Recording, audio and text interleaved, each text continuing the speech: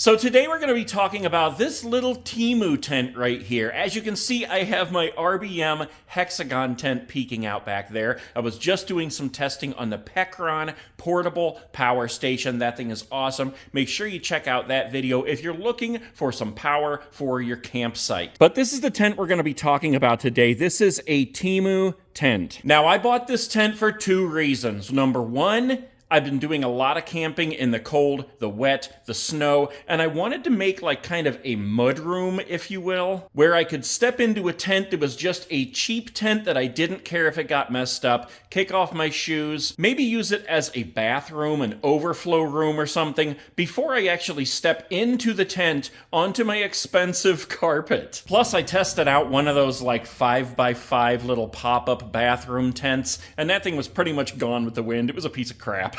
And the other reason is that I wanted to see for myself the quality of these tents. I see a lot of videos on YouTube about Temu tents, and I was very curious, as I'm sure a lot of you watching are. So I'm going to give you a short version and a long version. So for any of you who just want the short version of whether this is like trash or treasure, the answer is yeah, I would not recommend buying an inflatable tent from Temu, and I'm going to tell you why in just a minute. I was really excited to open this tent up. I'm really excited anytime I get a new tent, and I wasn't expecting it to be the greatest thing in the world. It is from Temu. It was only $200, but honestly, I was pretty let down by the quality. Even for a $200 tent, honestly, I would kind of be afraid to go camping with this thing and not have a backup plan. Now for the long version. So let me start by pointing out that this tent does not have any kind of a brand name on it. There's no name on the box, there's no name on the tent, there's no name on the pump. I don't see a brand name anywhere on this tent. As I open the box, you can see that the tent is in its own carry bag, which is always cool. I'll spin it around here and show you that there are no brand names on the bag either. There are two handles, two tension straps, and a drawstring. Inside, the tent is rolled up and it's bound by its own tension strap. The bag itself is a very low quality. As I push my thumbnail against it, it feels like if I pushed hard enough,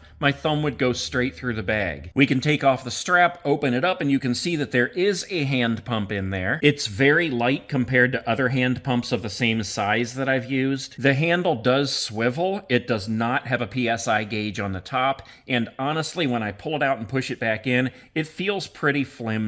Usually the hose that you connect to the pump has like a swivel at the connection so that you don't have to swing the whole hose around while you're twisting it. But this does not. It's just a solid connection, and you're like trying not to hit yourself in the face as it swings around when you're putting it on the pump. It also feels like if you're not very careful and you twist it a little bit too hard, that connection is going to crack. It does have several different nozzles on it, which is a good thing. That's usually how these things come. As we unroll the tent more, we find a bag of stakes, and I gotta be honest, the stakes are the most high-quality thing in this entire setup. The instructions say there are 16 stakes, but I believe I only counted 8. And that is everything that comes with it. There's no extra accessories, there's no rain fly, nothing. And all the material feels very, very thin and very cheap. It is easy to carry, it's not really all that heavy, it's easy to unroll and unfold. The information and instructions are very short. It barely gives any information. It says this is made of a Oxford waterproof fabric. I have inflatables made with Oxford fabric, and honestly, this feels like if it's Oxford, it's the cheapest kind they make. Now, when I inflated this tent, I used the pump that they supplied. I do have an electric pump, but honestly, I was afraid to use it because the material just feels so cheap. I didn't want to overinflate it, and the instructions do not give a preferred PSI setting. Now, I know in this picture you can see some of my Halloween animatronics in the background. Say hello to Monty the Monkey and Uncle Boo Boo. Back to what we were doing. As I'm inflating this tent with the pump, it honestly feels like this thing could either bend or break off at any minute. I mean, it's a very cheap pump. I had the valve closed tight. There is a pressure relief valve, which I also had closed tight, but it seemed like it was just louder than it should be while I was pumping. I didn't find any kind of leaks, but we'll come back to that later because the tubes don't really hold the air all that well. It took a little bit longer to inflate than I expected. I mean, it was probably about 10 minutes. But once I had it completely set up, I was able to just start looking it over, and I gotta be honest, the things I found were not all that thrilling. And I'm gonna show you those things right now. I had it set up for 3 days before I took it down to use the space for my hexagon back there to do that testing I talked about earlier. I just set the tent back up. We're gonna come back to that in a minute, and I'm gonna let you know how well it held the air for 3 days. So here is a look at the tent fully set up. Now, just looking at it on the surface, it looks like a cute little tent. It looks like it would be fun to camp in there. I'll show you what it looks like on the inside here. You can see the frame. It is pretty decent size on the inside. We have our clear plastic window up here. There is a door on both sides. There are guy lines attached. There are D-rings along the bottom for the stakes. There is a vent on both the front and the back. There is a stove jack over here with Velcro. The hole is not cut out. You'd have to cut that yourself, which really is no problem. And that is the waterproof material there. I do like that. Aside from the door, we have a window on each side of the door on the front and the back, as well as a small little crescent-shaped window on each side. And it is tall enough to stand up right in the middle. My head is just almost touching that, but that is really about the extent of the good. The most important thing in an inflatable tent is the airframe. Now, if you look at this, first of all, it's bent up here because this is like longer than the tent itself. I guess that's not really that big of a deal, but what scares me is the build of this thing. Look at this here. You've got these little overlapping things here, these little things that almost look like it's already been repaired. Look at the seams there. The seams look like if you put too much air in, they could just rip apart. And look at this one back here. Like, first of all, this little thing that looks like it's been repaired, that looks like you could just grab that piece and rip it right off. And then you've got this here that looks almost like a hole already. And all the seams are like that. It just looks and feels like it's not a very quality build. I mean, I don't think you should be able to put your fingernail underneath that little flap right there. That's not a good thing in my opinion. Not only that, but feeling this, look at that. I should not be able to squish that in that way. Now, if you say put in more air, I mean, this thing has enough air. I would be afraid to put more in, but really, I shouldn't be able to squish that like that. And since we're talking about that, going back to the 3 days thing, I had this set up for 3 days. It was more like 2.5 days. And when I came back, I mean, this thing was like, I could really squeeze it. It had lost a lot of air. Now, I will say, this rolls up and has the toggles. I really do like how the loops down here have this little plastic thing that you put that little toggle through. I do like that, but look at that. That looks like if I just gave it a tug, it would come right off. If you look at the floor, you can see that there are strings everywhere, and that is a concern. There are more strings up in here. There's one hanging off here. There are loose strings in the seam up here, and look at that. That's kind of shoddy right there. There were a lot of loose strings hanging off these seams when I first set it up. I should have filmed it because it was kind of crazy, but I went through and I very carefully pulled them off. But the concern is, there's another one sitting up here.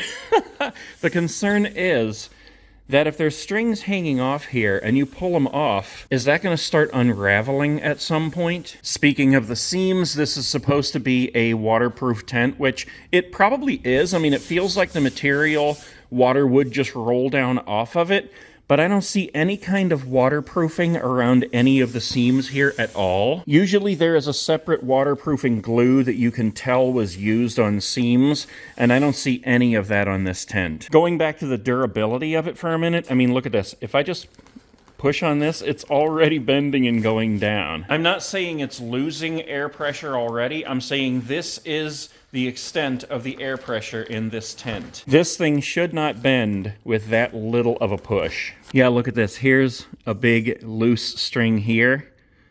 I don't want to yank on it, but this, look at this. I mean, if that's two of them, if I pull on those, that could just start unraveling there. That scares me. Looking again at the material of the actual tent, I mean, this is very, very cheap. And like I was saying earlier, look at this. I have a small thumbnail. If I put my thumbnail on there and push just the slightest bit, Look at that. I feel like if I pushed hard enough, my thumb would go straight through there.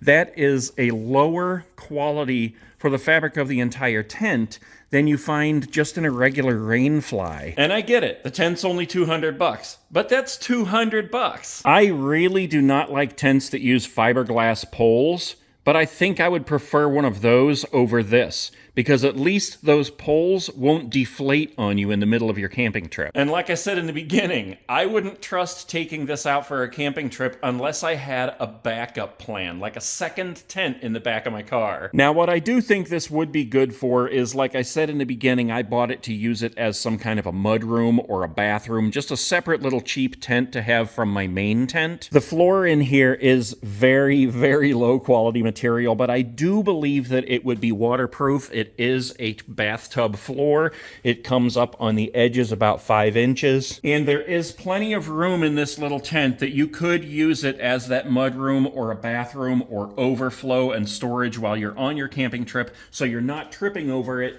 in your main tent, if it will stay up. I think this would be good for like a backyard tent for your kids, maybe. Or if you really only wanted to spend about $200 on a tent, this would be okay, but you would definitely have to go into it knowing that this thing is a piece of crap. I mean, if you wanted to go through and spend all the time and money and effort to waterproof all those seams, I would even recommend, before taking it out, getting like the repair kits and just really doing something about all the seams in this frame, because that's ridiculous. Or if you're looking for like a one and done tent where you're basically going to go camping one time and possibly never ever again, then it might be worth it to spend the $200, have this tent, use it that one time, hope it makes it through the night, and then, it was only $200, you can stow it away in your garage, and if you never touch it again, you've only lost $200. But in the end, I personally would not recommend this tent for one that you can actually put your faith in, or that you plan on using many times at all. And look, I'm not saying this stuff just to bash this tent. I've bought a lot of things from Temu that I really love and that I use on my camping trips. I will also be completely honest with you that I am biased. I love RBM Outdoors tents. They are such high quality that the very first one I bought, I was so blown away that I became an affiliate of their company. And I am proud to represent them, I'm proud to represent their tents, and I am proud to tell you that they are the most high-quality tents I have ever used in my life. But I'm also completely honest about every single thing I review, and if I felt that this tent was a good, cheap alternative to an RBM tent, I would tell you. The price for a Temu tent and for an RBM Outdoors tent are on the complete opposite end of the spectrum, but I'll tell you, you get what you pay for. If you pay $200 for this tent, you're gonna get a $200 tent. I will tell you one more thing that I think would be really fun to do with this tent if you could get past the horrible quality of the frame. I have grandkids, and I think it would be super fun to customize this tent right here. They love things like Bluey and Barbie and all those kids shows. I'm a creative, artistic guy, so I would love to take a tent like this and customize it, paint all those characters on the outside. You could really do anything with it. Do you guys remember the old G.I. Joe bed tents? The hide and sleep bed tents? You could paint it like that, put the G.I. Joe logo on it. That would be awesome. I just can't get past the frame, though. That's just such horrible craftsmanship in that frame. Anyway, I've been talking long enough. That's all I really have to say about this tent. If you guys are looking for a high quality tent, I highly suggest you check out some of my other videos reviewing tents like the Cootie Koala or the RBM Outdoors Panda Large. Those tents are absolutely awesome. They are the highest quality tents that I have ever used in my life, and I stand behind them 100%.